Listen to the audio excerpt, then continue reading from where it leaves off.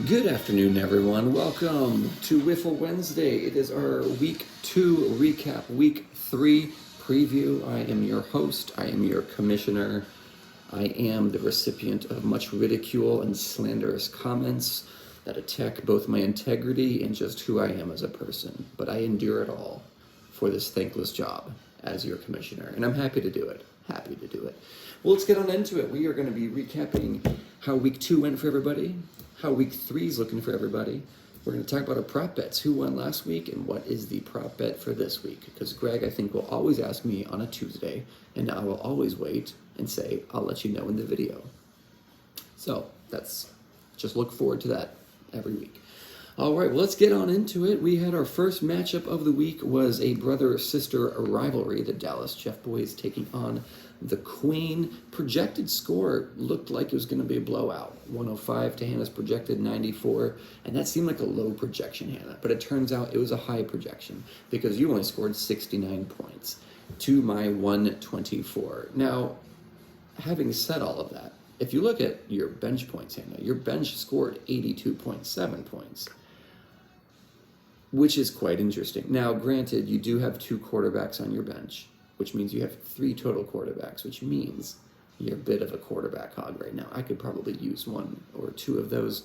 Maybe I'll send you a trade request to get the first trade of your career as a fantasy football owner, but we'll see what happens. But yeah, if you had put in, Graham Gano instead of Jake Bates, that's +4. If you'd done Zach Ertz instead of Hunter Henry, that's +14. If you'd done Jordan Love instead of Joe Burrow, RIP, that could have been +13 points. If you had put in Cooper Kupp instead of Breece Hall, that would have been +8 points. You add all of that up, Hannah, you still would have lost. So hopefully that makes you feel better. But it would have been like 124 to like 110 probably. I think I did the math. But anyways, you didn't, and you lost. And you lost quite handily. But there's always next week. There's always next week. So Jeff Boys are 2-0. The Queen is 1-1. That's our first matchup. Next up was Krecha against Dan Pon, the Science Man. And these two are embroiled in controversy right now. Scandal has struck our league just 2 short weeks into it. And I'm all about it. It's so exciting. On this one, Sean was feeling pretty blue. He was pretty depressed, I think, around 3:30 in the afternoon. His projection was slipping down to the 70s, and that's probably what his morale was on a scale of 1 to 200. It probably slid down to 70. And then what happened? The Cowboys and Giants game finished, and it ended up that Dak and CD got a lot of garbage points, which actually wasn't garbage points. They were all needed. Garbage defense, yes. Garbage points, no. And so finished with 23 from Dak, 16 from CD, and that was pretty much all he needed because Dan Pon, the only thing worse than your team was your bench. You had nowhere to go but down on this one, unfortunately. So the final score was Sean 100 to Dan 77. There's nothing more demoralizing than looking at like the projection of like percentage to win, and it's like 50-50, 60-40, 50-50, 60-40, 50-50, 80-20, 99-1. Especially when you look at players like, hey, you're projected 11 points. Please do something. Chase Brown, you're projected 16.5 points. Remember that name for later. And you only get 7.5. Omarion Hampton, you're projected 14.9. And you only got me 3 points. Que paso, Omarion? Anyways, Dan, condolences. Dan slipping to 0-2. Sean, avoiding the 0-2 start for maybe the first time in his life, is able to eke out the win 100 to 77. Sean is 1-1. Dan 2-0. The next matchup that we had was Steven. It's going to be May. Still looking for that first victory to prove everyone in the league that he belongs. Going up against Jason, who had not lost this year. And the projection for this one was originally Steven 92 to Jason's 110. And it was about the same. About how it ended up. Jason wins 98 to 78.18. And unfortunately, Steven, with you also, not much you could have done there. You do have 61 points on your bench. Drake May, I don't think you'll ever, this whole season, you're going to go into every game saying, should I play Herbert? Should I play May? Should I play Herbert? Should I play May? And you will pick the wrong one every week. So far, you're 2 for 2 in that. So keep it up. You would have done better, you and Jason both would have done better if you just not played a defense. You would have both had more points. So bear that in mind. Make sure you're checking your lineup. You had a tight end get you 0 points. But yeah, if you add Hunter Henry and you add Drake May, you still lose. So is that a comfort? Probably not. Probably not. But all right, Jason's 2-0. Steven's 0-2. Sounds about right. Next up, we had Greg taking on Matt, and this was the match that maybe had the most drama down to the wire. Because again, projections, man. Matt, I know, is certainly sweating, and I believe he probably stayed up until 1 a.m. to watch that stinker of a game of the Chargers and the Raiders. But there was a point where it was, I think, 84-84, if I'm not mistaken, with each team having one person left. And Greg was not able to steal it from Matt. Matt was feeling confident until Baker started scoring and Greg started taunting. And we all love a good Greg taunt. Don't we, Matt? And everyone. 97.24 to 91. It was close. Greg, you could have wiped the floor with Matt, honestly. If you had just started, I don't know, Rome Odunze. I said I don't know because I don't know how to pronounce that name. And if I can't pronounce your name, I'm probably not going to start you. And you didn't start him. But if you'd put him in instead of Aaron Jones, the senior, who got you a whopping 2.3, I mean, those 30-point swing alone, you would have had it there. But unfortunately, you didn't. 82 bench points, almost outscored your starters. Good job, Greg. Greg falls to 1-1. Matt, against all odds, is 2-0. You're proving us all wrong. All the side conversations we've had about you, you're proving us all wrong there. And don't worry about those side conversations. They may or may not be real. All right, next up we had ChatGB Lee taking on Unlimited Vetoes at Olave Garden. We had two teams who, well, quite frankly, actually both did fairly well. Brandon was projected 117 and ended up with 122. Michael was projected 114 and ended up with 104. So slight underperformance there, but a lot of bench points on the bench there. But I don't think you could have eked out a win there because, I mean, Ramondre Stevenson, if you had started him instead of,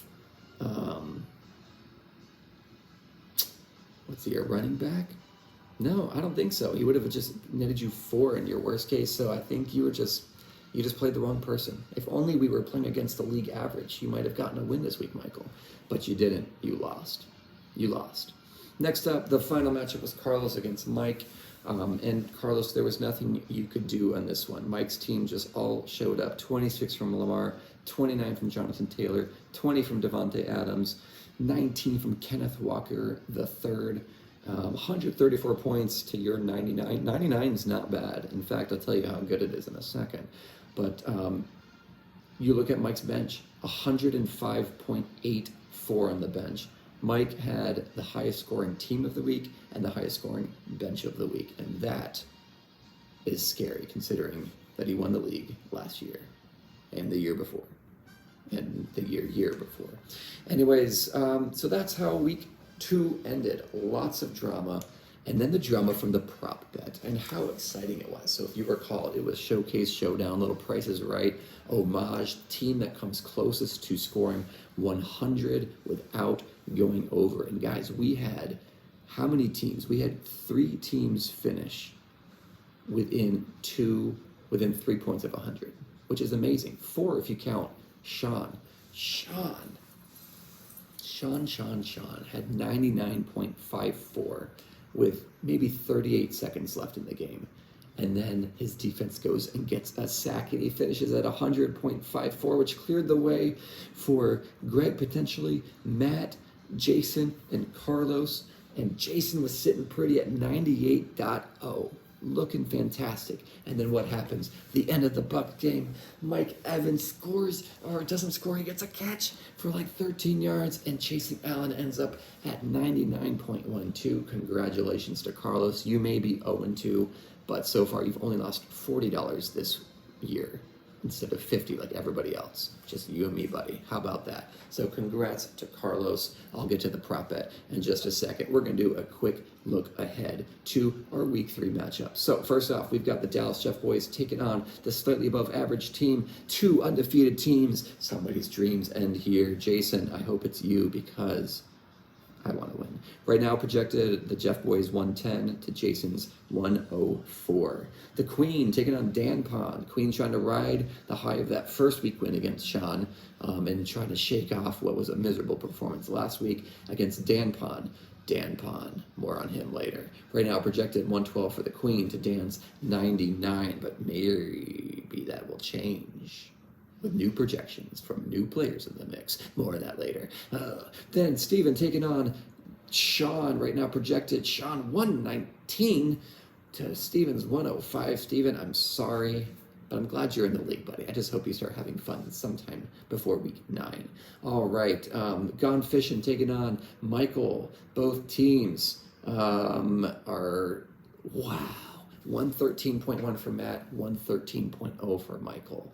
This should be nowhere close to that score because these projections mean nothing, but we await interestedly what's going to happen. Next up, we've got Carlos taking on Greg, 116.8 for Carlos to Greg's 110.1.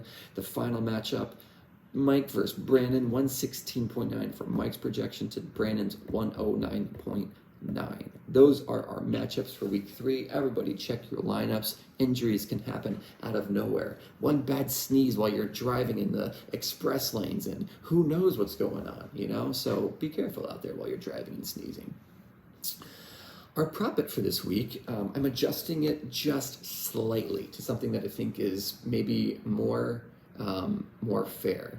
The theme of the week is called bench warmers, and it goes to the winner is the highest scoring bench in the league. Now, I said it was a modification because my original thing, which I probably shouldn't even tell you because now it's going to be like, if I win it, well, Jeff changed it because he knew.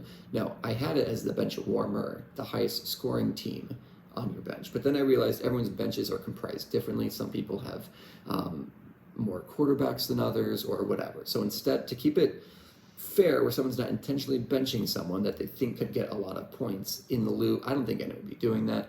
But in interest of fairness, the challenge is bench warmers. Highest scoring bench wins the $10. So you're rooting for your starters. Obviously, you want your starters to win, but you want your bench. You want to prove that you benched, that you drafted a good team. So maybe you make some terrible choices and you get outscored by your bench like Hannah or like Dan.